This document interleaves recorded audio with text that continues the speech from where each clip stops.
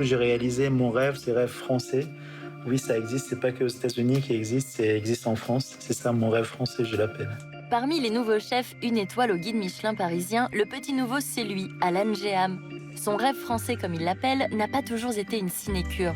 Né au Liberia, Alan connaît une première guerre civile. Il s'enfuit au Liban, où il connaît une deuxième guerre civile. Il part aux États-Unis, mais ne s'y plaît pas. Enfin, il arrive en France à l'âge de 24 ans, avec déjà un lourd passé. Jusqu'à maintenant, il y a des images qui sont très choquantes dans mon enfance, de ma vie.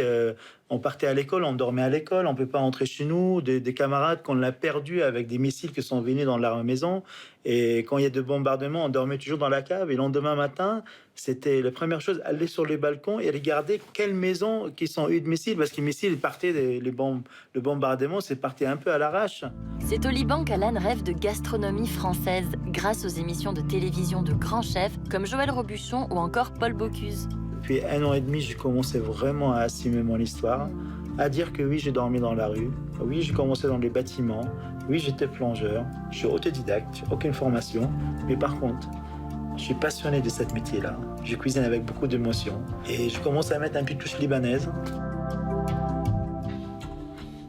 Et voilà l'assiette, l'asperge verte gratinée au halloumi avec un petit sauce vierge à la saveur libanaise, le barbu laqué à son jus et quelques pétales de fleurs de tagette.